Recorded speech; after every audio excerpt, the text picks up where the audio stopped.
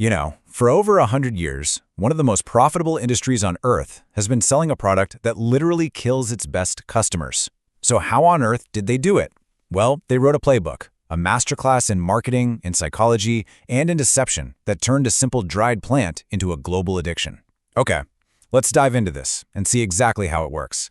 See, it all starts not with the product itself, but with an image. A powerful, carefully crafted fantasy.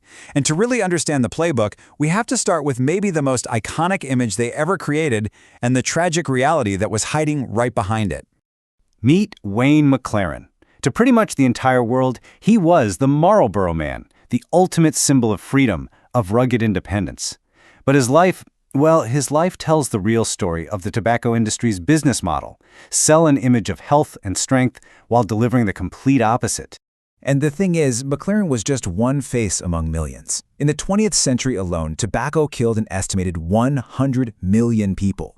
Now, to put that number into perspective, that's roughly the same number of people killed in all the wars of that century combined. Just let that sink in. So you have to ask, how did a simple plant become a global killer on this kind of scale? Well, the industry really needed two things to happen: a huge technological revolution and an even bigger societal catalyst. First up, technology. Back in 1881, the invention of the automatic cigarette rolling machine completely changed the game. I mean, the scale of this change was just staggering. A single machine could suddenly do the work of dozens of people, which made cigarettes super cheap, plentiful, and ready for a true mass market. And second, the catalyst, World War I. Tobacco companies supplied free cigarettes to soldiers, and they framed them as this patriotic tool for morale and for stress relief. Millions of guys got hooked on the front lines, and then they brought that habit home, creating a whole generation of loyal customers. The result? Smoking rates just exploded. But then, in the 1950s, a new problem popped up that technology and patriotism just couldn't solve: science. The evidence became undeniable, and the industry was forced to pivot from just simple promotion to, outright deception. So when researchers like Richard Dahl definitively proved that smoking causes lung cancer, the industry faced a massive crisis. So did they stop? Nope. They launched their first great deception, one that was designed to calm public fears while keeping people completely hooked. They introduced the filter. Now this was a brilliant marketing move. It created this illusion of safety, of high-tech advancement, and it turned a massive health crisis into a brand new sales opportunity. And let's look at the most successful example of this: Marlboro. They were actually a failing brand for women. But by applying this filter fallacy and then pairing it with a new hyper-masculine image, they transformed themselves into the best-selling cigarette brand on Earth. The cowboy wasn't just selling cigarettes, he was selling the idea that filters were for real men.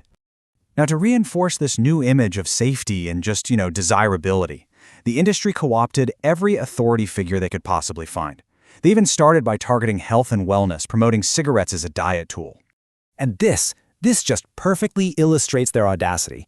They didn't just ignore the science, they hired their own experts. They literally created an alternate reality where thousands of doctors supposedly endorsed their brand as being smoother and less irritating. Seriously, nobody was off limits. They used beloved figures like Santa Claus, wholesome celebrities, even future presidents, all to normalize smoking and embed it into the very fabric of popular culture. The point was to make it seem like absolutely everyone was doing it. So eventually, governments started to catch on. But as they began to crack down on all this direct advertising, the playbook didn't just disappear. Oh no, it just evolved.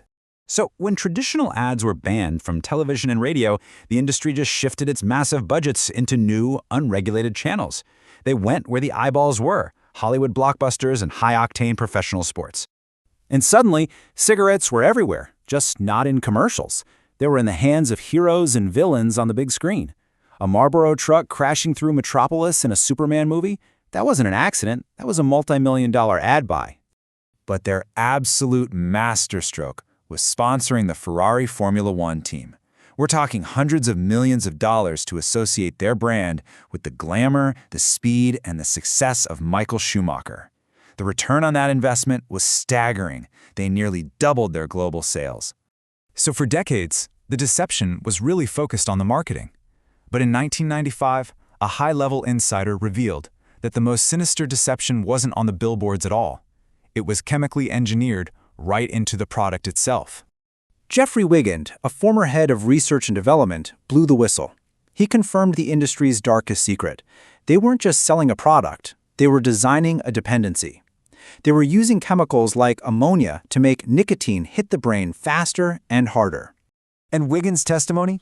It just opened the floodgates. Juries began handing down these massive verdicts against the tobacco companies, like this $155 million reward to the family of a man who died because, his lawyers argued, he believed the industry's decades of advertising about safety. So, with their credibility absolutely shattered and traditional cigarette sales declining in many countries, the industry needed a reboot. They needed a new product, a new image. But to get there, they didn't write a new playbook, they just dusted off the old one. And what a comeback it's been. Just look at Philip Morris International, the maker of Marlboro. Their revenues are soaring again, all thanks to new products like heated tobacco systems. These so-called smokeless devices already account for over a third of their entire business. Sound familiar? The playbook is identical. They've just swapped the product and the target demographic. So instead of a rugged cowboy, they use stylish young urbanites. And instead of the safer filter, they're selling the promise of a less harmful alternative. It is the exact same strategy, just repackaged for a brand new generation. The playbook has always been about selling a dream of being independent or stylish or modern. But the product delivers a very different reality. The tactics may evolve, but the end game, it stays the same. So it makes you wonder, what's the next chapter of the playbook? And will we recognize it when we see it?